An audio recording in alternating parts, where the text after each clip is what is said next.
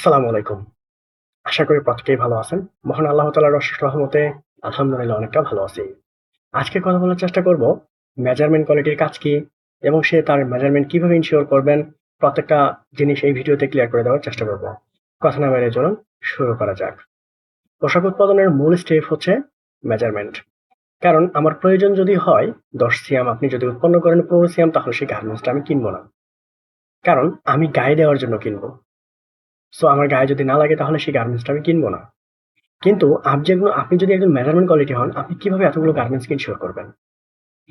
অবশ্যই এটুকু নিশ্চিত থাকতে পারেন, কাটিং যদি ঠিকঠাক কাট করে তাহলে আপনি অবশ্যই গার্মেন্টসটা মোটামুটি প্রপারলি একটা মেজারমেন্টে পাবেন। কিন্তু কাটিং এর ভুলটা আপনি কিভাবে ধরবেন? অবশ্যই আপনাকে সেটা ইনশিওর করতে হবে আপনার মেজারমেন্টের মাধ্যমে। ১ম এ লাইনের অডিটররা তারা হচ্ছে লাইন যারা চালায় বা লাইন কন্ট্রোলার, রোমিং কিউআই যেটা বলেন না কেন, তাকে কাট প্লেন ইন্সপেকশন মেজারমেন্ট করতে হবে। এন্ড টেবিল সেখানে মেজারমেন্ট করতে হবে। র‍্যান্ডম মেজারমেন্ট করলেও মেজারমেন্ট করতে হবে। গেট আপ মেজারমেন্ট করতে হবে। এবং ফাইনাল অডিট মেজারমেন্ট করতে হবে। দেখেন একটা ফ্লোর থেকে যখন একটা গার্মেন্টস পাস হয়ে ইন্সপেকশন রুমে যাচ্ছে, এর আগে অনেকগুলো স্টেজই অতিক্রম করে যাচ্ছে।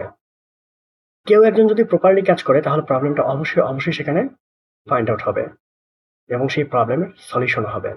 কিন্তু আপনি যদি কাজ না করেন তাহলে আপনি প্রবলেমটা ফাইন্ড আউট করতে পারবেন না।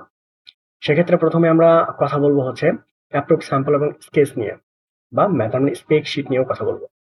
দেখেন একটা গার্মেন্টস যে স্কেচে আয়রন করার কথা সেই স্কেচে আয়রন করতেছে না, যার জন্য মেজারমেন্টের ভেরিয়েশন হতে পারে। স্পেক অবশ্যই মেজারমেন্ট স্পেক সম্পর্কে আপনার পর্যাপ্ত জ্ঞান থাকতে হবে।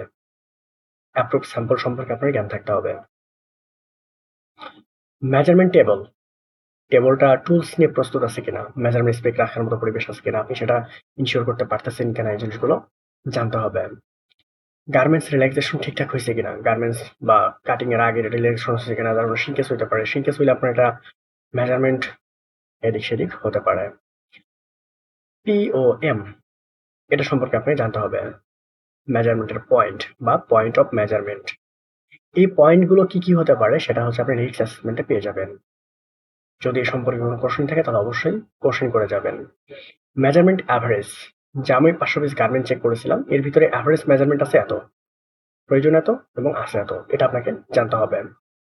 তারপর আপনি যেটা জানতে হবে সেটা হচ্ছে সাইজ সেট ও ফিট ইভ্যালুয়েশন। এই গার্মেন্টসটা আমি ছাড়ার পর সেটা ফিট হবে কিনা সেটা আপনাকে নিশ্চিত করতে হবে। কোন সাইজের জন্য কোনটা ফিট হবে এটা আপনাকে জানতে হবে। ডিফেক্ট অ্যানালাইসিস এবং কারেক্টিভ অ্যাকশন সম্পর্কে আপনাকে জানতে হবে, যে আসলে এই ডিফেক্টটা পাইছি এটা আমি ঠিক করবো কিভাবে বা কারে দিয়ে ঠিক করানো যাবে, এই জিনিসগুলো আপনাকে অবশ্যই জানতে হবে। তো বেসিক্যালি যে জিনিসটা আমরা ঘুরে ফিরে পাচ্ছি যে আপনার কাজটাকে আপনাকে ঠিকঠাক ভাবে করতে হবে। যদি আপনার কাজটা আপনি ঠিকঠাক ভাবে করতে পারেন দেন নেক্সট প্রসেস আপনার জন্য উন্মুক্ত হয়ে যাবে। অসংখ্য ধন্যবাদ সম্পূর্ণ ভিডিওটা মনোযোগ সহকারে দেখার জন্য। পরবর্তী কোনো ভিডিওতে আবার দেখা হবে। সে পর্যন্ত সবাই ভালো থাকবেন এবং সুস্থ থাকবেন।